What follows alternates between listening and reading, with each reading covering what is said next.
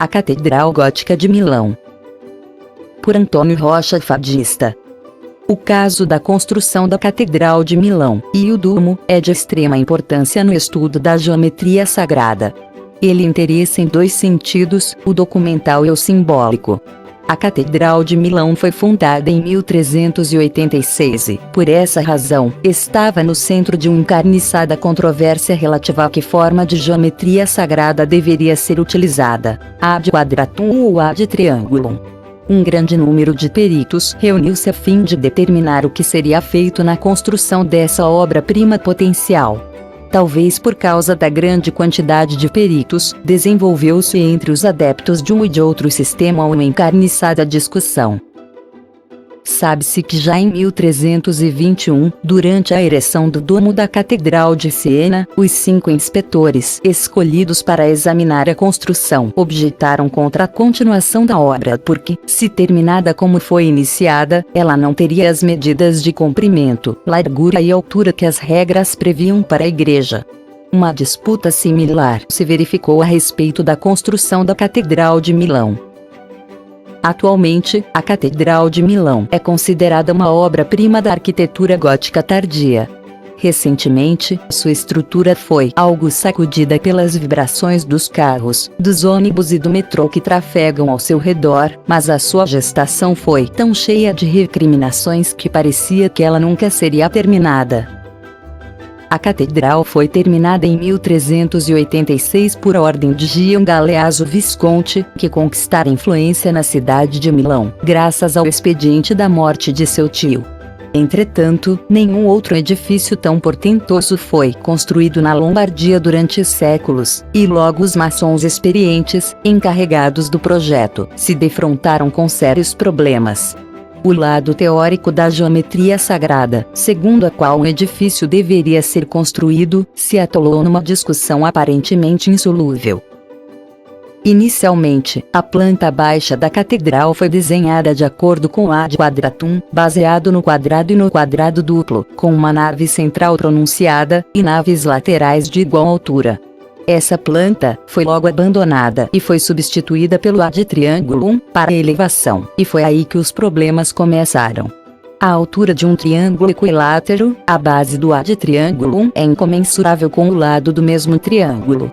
Colocá-lo sobre uma planta baixa baseada no ad quadratum seria transformar a geometria sagrada, e todas as proporções da elevação estariam completamente erradas. A fim de retornar à lógica da geometria sagrada, foi chamado a um matemático de Piacenza, Gabriele Stornaloco. Ele recomendou um arredondamento da altura das naves, de 83,138 braças, para 84 braças, que poderia ser facilmente dividida em 6 unidades de 14 braças. Embora fosse aceitável em princípio, o esquema de Stornaloco foi posteriormente modificado, produzindo-se uma dedução na altura e trazendo-se a catedral para mais perto dos princípios clássicos. O mestre maçom alemão, Heinrich Parlier, se enfureceu com esse compromisso de medida verdadeira. Seus protestos levaram-no a se demitir do posto de consultor, em 1392. Em 1394, Ulrich von Insigen veio da cidade de Ulm como consultor, mas ficou apenas 6 meses em Milão. Os maçons da Lombardia lutaram entre si até 1399, cada qual defendendo a sua tese, quando Jean de Mignotte foi chamado da França, para supervisionar as obras. Mignotte também não ficaria no cargo por muito tempo. Suas críticas aos princípios maçônicos locais foram tão pesadas que um comitê foi chamado para discutir os pontos que ele levantou. Uma tal ignorância dos princípios geométricos e mecânicos góticos foi demonstrada pelos maçons lombardos, que eles tentaram argumentar que os arcos pontiagudos não poderiam justificar a geometria aberrante pretendida para o edifício. Exasperado, Mignotte disse: "Arsine scientiae est. A arte não é nada sem a ciência." Recebeu a seguinte réplica dos maçons de Milão: "Scientia sine arte nihil est." A ciência não é nada sem a arte. Mignotte voltou para Paris em 1401, sem ter feito progresso algum com os intransigentes maçons lombardos. Por métodos pragmáticos, os italianos improvisaram e terminaram o coro e os transeptos, por volta de 1450. Nem toda a catedral foi terminada, até que a fachada oeste foi finalmente acabada sob as ordens de Napoleão, em 1809. A geometria do domo foi preservada numa edição de Vitrúvio, publicada em 1521. Ela mostra o plano e a elevação da catedral como uma ilustração dos princípios vitruvianos. Só esta ilustração é uma prova da unidade essencial dos sistemas clássicos e maçônicos da geometria sagrada.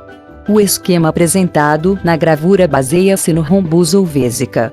A elevação triangular dos corte transversal da catedral é mostrada em superposição a círculos concêntricos em que o quadrado e o hexágono são desenhados, demonstrando a relação da elevação com o quadrapum plano básico. Essa exposição da geometria sagrada maçônica de uma catedral é indicativa da atitude modificada diante dos mistérios antigos exibidos pelos escritores da Renascença. Ela se encaixa perfeitamente na tradição de Matthaus Horitzer, um maçom que revelou a sua arte, quebrando seu juramento de sigilo. Horitzer, que morreu em 1492, pertencia à terceira geração de uma família que servia de mestres maçons na Catedral de Regensburg. Matthaus era mestre de uma loja onde fora projetada e executada toda a obra de construção, e assim era o responsável por todas as molduras em talhes, por seu esboço e por seu desenho definitivo. Embora sendo um maçom, e estivesse preso ao juramento de não divulgar os mistérios maçônicos aos não iniciados, ele deu um grande passo com a publicação de detalhes anteriormente ocultados nos livros de anotações das lojas maçônicas operativas.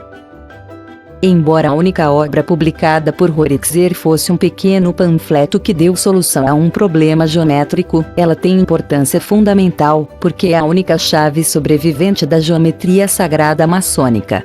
A obra, intitulada On the Ordination of Pinnacles, forneceu a solução para o problema de como erigir um pináculo de proporções corretas a partir de uma dada planta baixa.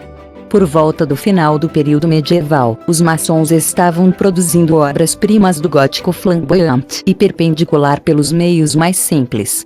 As plantas de execução, conhecidas na Inglaterra como plates, eram preparadas pelos maçons até nos seus mínimos detalhes. Ainda existem alguns plates, como os que foram desenhados para a fachada oeste da Catedral de Estrasburgo, por Michael Parlier em 1385, e o da agulha da Catedral de Ulm, por Matthias Boblinger. Cada uma das partes do intrincado desenho é relatada aos seus camaradas por meio da geometria. O maçom operativo, equipado com esse diagrama, podia tomar uma dimensão como ponto de partida e como ela, utilizando-se de régua e compasso, a geometria chega ao plano do tamanho natural, desenhado sobre um piso de decalque de gesso, fazendo-se em seguida os gabaritos de madeira, segundo os quais as pedras finais eram cortadas e talhadas. A exposição do sistema por Horitzer demonstra a simplicidade desse método canônico. Em vez de uma referência constante a medidas num plano, como na moderna prática da arquitetura, o pináculo, ou o pinásio, a ombreira da porta, o componente da abóbada, etc., era desenvolvido a partir de um quadrado. A geometria, diferentemente da medida, é autorreguladora, e quaisquer erros podem ser identificados de imediato. Seja qual for o tamanho do quadrado inicial, todas as partes do pináculo estão relacionadas a ele, em proporção natural. Como as dimensões do quadrado original poderiam ter sido derivadas como uma função da geometria global da igreja, o tamanho do pináculo estava relacionado harmoniosamente com o todo. O livreto de Horitzer foi dedicado ao príncipe William, bispo de Eichstätt, descrito na dedicatória como um cultor e um patrono da arte livre e da geometria. William era membro ativo do Conselho de Construções das Igrejas de Regensburg, e Ingolstadt. Assim, William não era apenas um administrador, mas uma pessoa bastante interessada em conhecer a metodologia exata que está por trás da geometria sagrada. Esses homens foram os primeiros maçons especulativos, patronos ricos que desejavam sinceramente conhecer os segredos dos maçons operativos.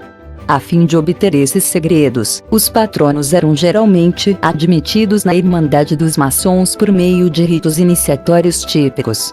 Como as atividades dos maçons diminuísse com o surgimento dos arquitetos, aumentou o número de maçons especulativos. Nesse meio tempo, as lojas operativas maçônicas foram sendo fechadas. A última delas foi a primeira loja da Europa, a de Estrasburgo, que fechou em 1777. A partir de então, as artes e os mistérios da maçonaria foram mantidos apenas pelos maçons especulativos. Sobre a Catedral de Milão, acrescentamos por último que ela foi construída sobre as bases de um templo romano, construído no estilo românico. Na entrada da catedral fica a escada que leva às escavações feitas no seu subsolo. Nestas escavações, podem ser vistos ainda os restos do antigo templo, bem como as relíquias que o decoravam. Inscreva-se no nosso canal e acione o sininho para receber novos vídeos.